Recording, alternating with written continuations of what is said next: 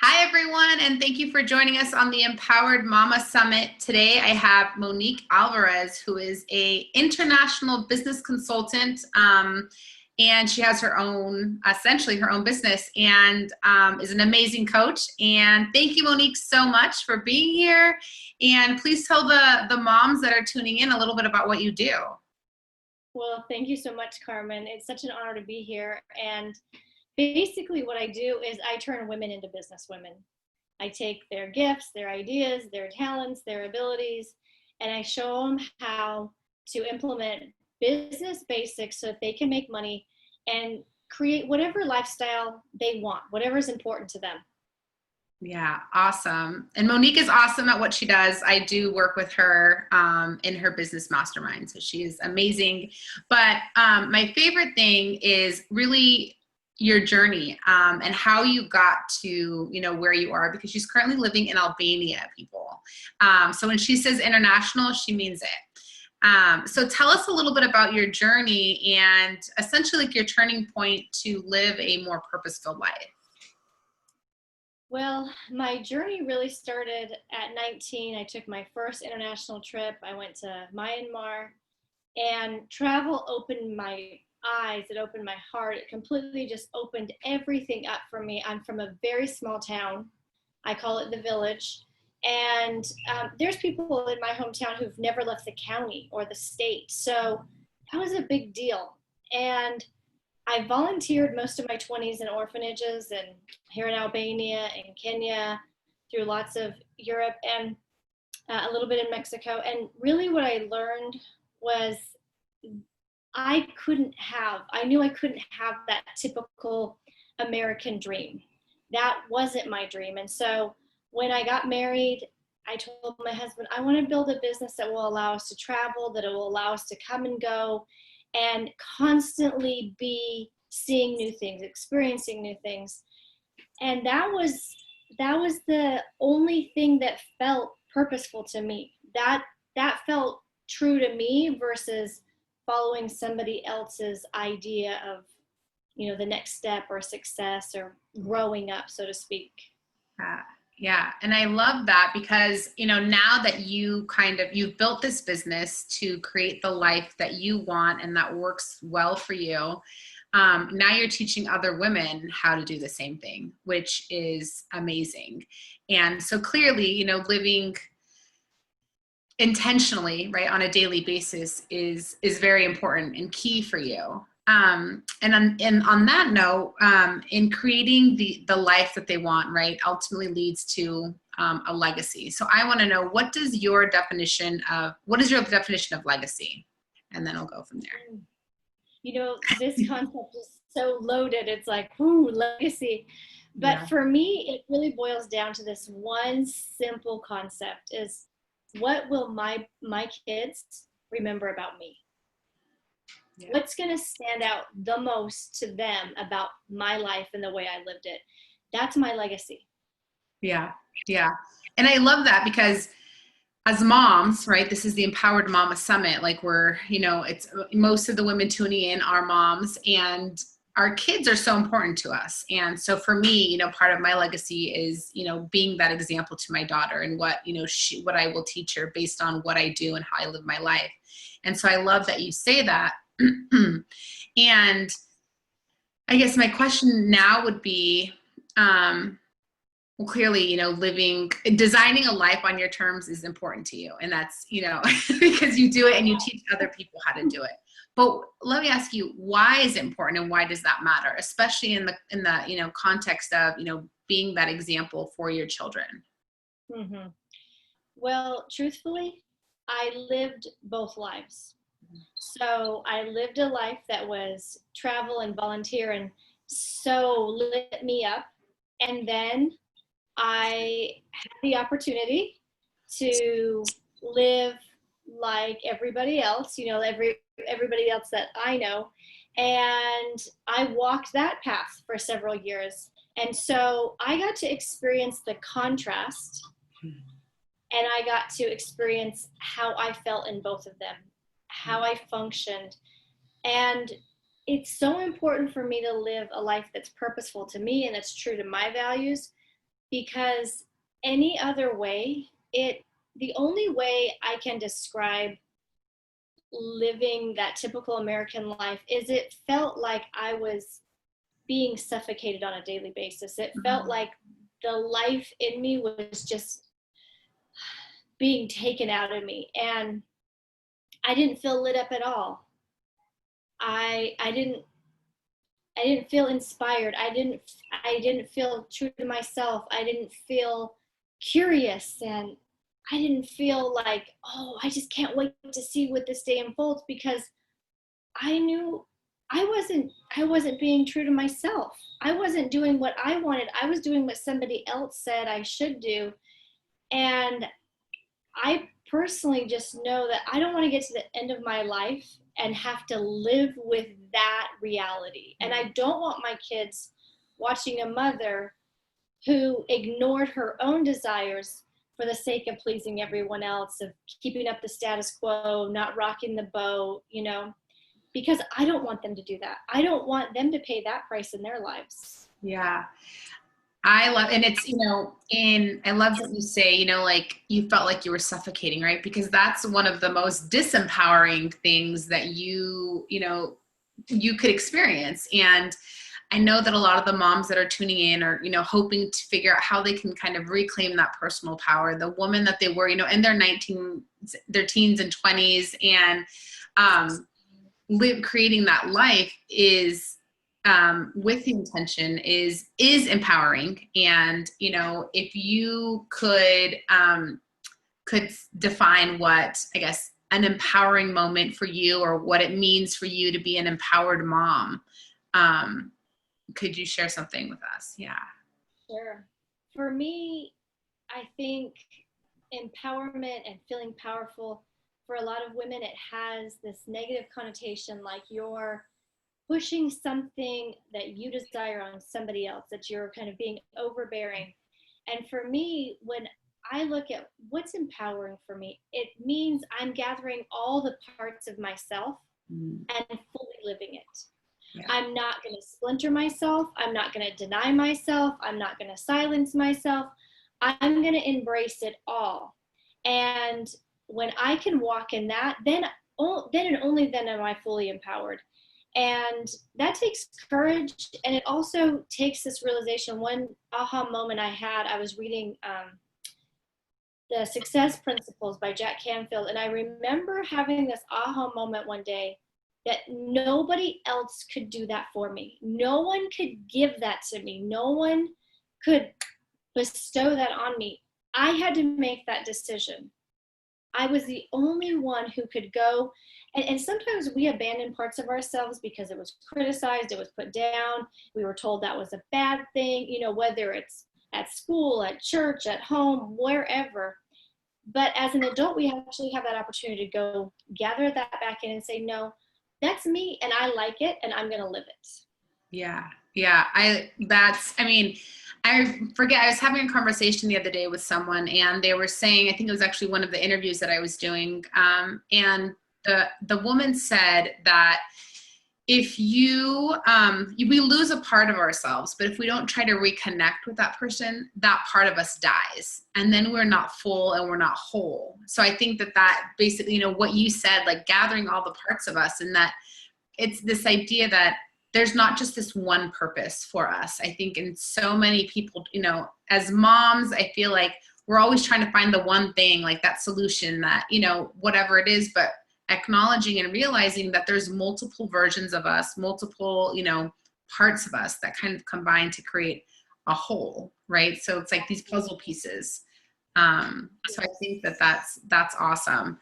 And you are definitely, I love, one of the reasons why I asked you to, I invited you to be on this summit was because you absolutely live life on your terms. And Monique is very true to herself. And I love that about you. And if you had, let's see, if you had one piece of advice, for the moms that are tuning in here who are trying to find, their purpose or their meaning, or just how they can fully, embody all of themselves, like what would that be? And Yeah. This Like is if a they could, biggie. This is a biggie. So sit down, mamas, okay? The way to do this is to put yourself first. And our culture and our society has so demonized and so brainwashed us into thinking that that's a very bad thing, right? It's been taught to us that it's our job to think of everyone else first, meet everyone's needs, help everyone else achieve their dreams and support them and take care of them. And, you know, if you get lucky, if you have all this, you know, extra time, if the chips fall, you know, it's like, I don't know, you win the lottery, then maybe you get to do what you care about, right?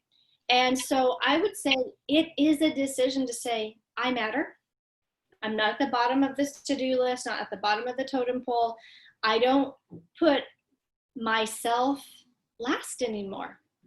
And sometimes this starts in very small sequences, especially if you know, like you have been in that thinking and that habit, that belief for a long time, then it might just be mama gets 30 minutes to herself every day to do whatever she wants. And if it's nothing, it's nothing.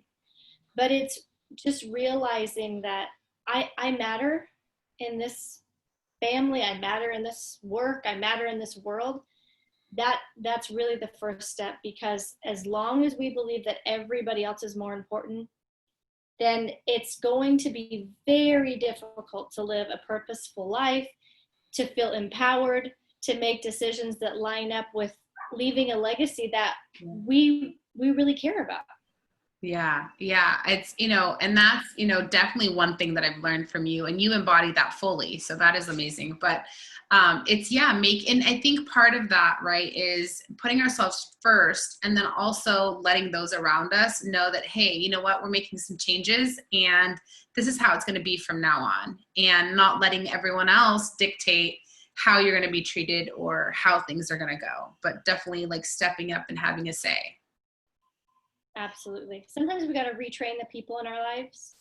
Yeah. And sometimes that's an adjustment. But truthfully, I have found that everything is much better once that initial adjustment happens. Because guess what? When you have a woman who's connected to herself, when she gets to have what's important to her, she's happier in a relationship. She's happier with her children. She's a better friend. Like it's just, that ripple effect is worth it for everyone. So, you know, if you got to hire someone to clean the house, or dad's in charge of a meal, or grandma comes and gets the babies, you know, you do whatever you have to do to shift the tide and carve some time out for yourself. Yeah. And you know what, as moms, right, we always, I don't know if you still feel it, but it's this idea of mom guilt, right? Like we feel bad for doing something for ourselves, or that we're not with our child 24/7, or, you know, we're doing, you know, whatever else it is, but, you know, being completely like focused on the kids all the time. So I think that that's so important too. It's like, you know what, I need 1 hour so I can go to the gym, or 1 hour to get a massage, or 1 hour to work on my business without interruptions. And you know, like they say, you know, a lot of personal trainers and health and fitness, they're like, an hour is like 4% of your day, which is like nothing. And in that hour, right, your kids will, you know, they'll take, you know, they'll be playing, or they'll be at school, or they'll be having a blast spending time with someone who's not you. Because quite frankly, my daughter will ask to go to her daycare, which is a great feeling because I know that she's in good hands. But I'm like, what about mom? Like, oh, you're fine without me? Cool, because that means I can focus on myself. Yeah, you know, I have something to say about mom guilt. I think that it's you know, it's a complex thing, but what you just said is one thing I truly believe. Number one, I think that when we realize our kids don't need us 24 hours a day, they can have a great time with the daycare, with the nanny, with grandma, with the neighbor. And it's a good thing to not be needed for everything. Yeah. I noticed that a lot of moms struggle with this. Like they want to be needed for everything. And then when their kids go through various stages of life and then ultimately leave, which is our job is, right? They're lost because it's like, well, who needs me? What's my place in this world? And it's like, no, I don't want them to need me for everything. I want them to feel very well-adjusted and confident and independent so that they're great with the nanny, Yeah. And the other thing of it is I don't buy into I need to be with my kids 24 hours a day. I buy into when I'm with my kids, it's quality time. Yeah. For example, every day I work 3 to 4 hours a day, they're with a nanny. And sometimes then I'll go for a walk by myself. Like Derek and I get this by ourselves time. Either we go eat a meal by ourselves, we go for a walk, we go to the beach. And I say, this is totally disconnected from the kids. And when I come back, I'm totally connected. Yeah.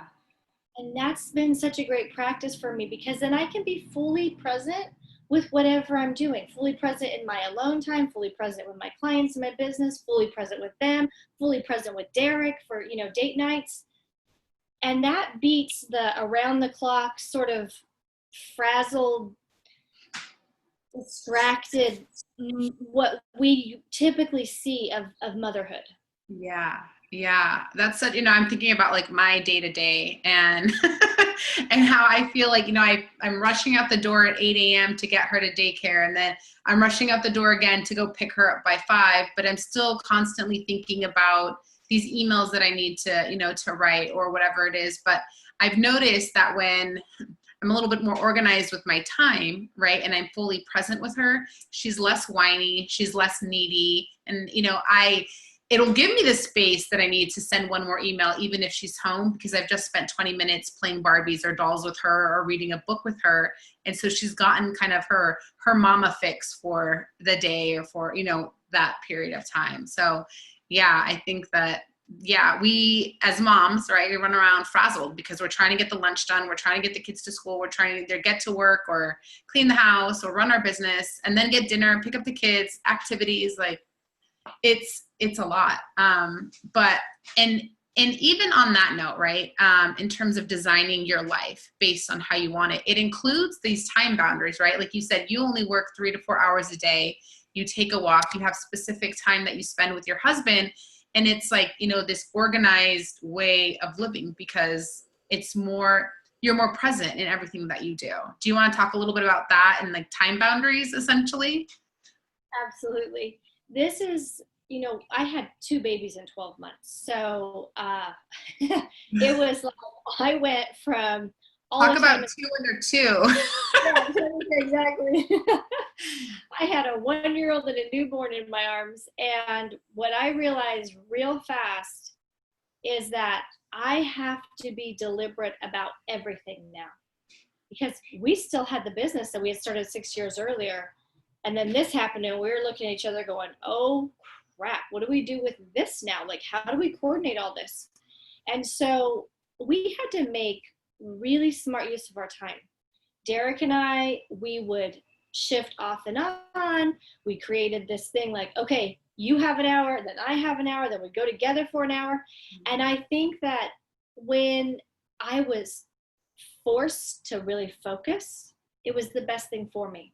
Yeah. Because before I could let things slide, I'd let client appointments go long. I would really let appointments go long. I would fudge things. And now I don't.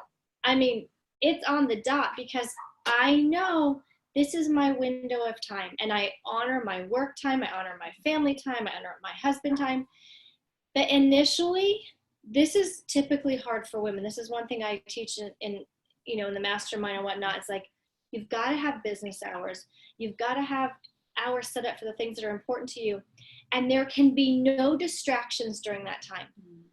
I remember recently a lady said, I have a bad habit of getting distracted when I'm working on my business. And I said, it's a decision. Because I like to change the wording to what it actually is, because it's so easy to let ourselves off the hook. Yeah. No, I'm making that decision over and over again. And do I like what that decision is giving me? Or do I want something else bad enough to change my own behavior? Because it's not about the other people. It's about me. Yeah. I think that's a great point because I am definitely, as we're sitting here having this conversation, I'm thinking about okay, if I only spent 3 to 4 hours on my business and then I could go to the gym, and then I'm like, well, my kid doesn't get out of daycare till 5. I guess I could pick her up early, or I could figure out what else to do. But it's this idea that I run around like a frazzled crazy person because I get distracted. But that's because there's a part of me that doesn't want to do that piece of work, right? I'm making a decision to not focus on whatever work or whatever task is on my to-do list. So I think that that's a great point, because it is a decision. It's not just like Facebook pops up and it's like here and you start scrolling. No, you're making that decision to keep scrolling. Jumping in conversations that don't make me money. You know what I mean? Yeah. So I think, this idea of decision making and being deliberate and intentional and prioritizing with, I think about if I was a little bit more organized, I'd be like, I have so much time. I don't know what to do with it now. It's funny. I will tell you this.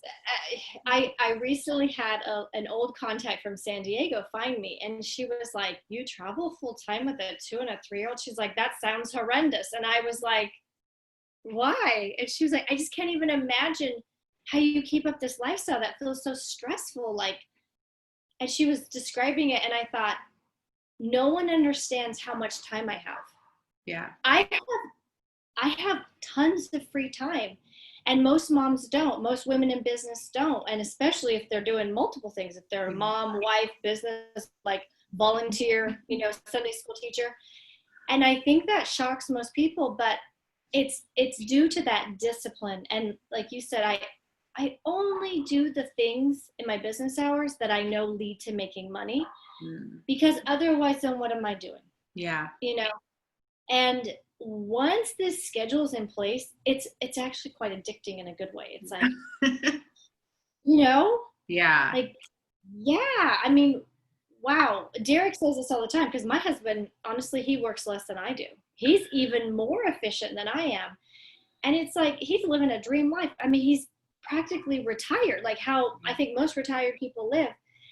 But in an American society, I think it's so hard for people to wrap their mind around that. Yeah. And it's funny that you say that she was like, oh, that sounds horrendous. Like, quite honestly, I think about traveling with my 1 2-year-old and it stresses me out. But I think part of it is, again, maybe me not being as present when I'm home with her, and she's whiny, she's needy, or she's not listening to me because I'm distracted doing something else. And so it's really just her calling for attention. Right. And so being present, and it kind of all makes sense that you kind of set these time boundaries, you get the schedule in place, and then you're more present. And the kids, and it's part of this legacy thing, right, where we're living our lives so that our children will then want to mimic, or they know that they can kind of set limits and boundaries. But on a day-to-day basis, if we're not showing them that we're paying attention to them or that we're present with them, then they're gonna like nitpick and say like, hey, look at me.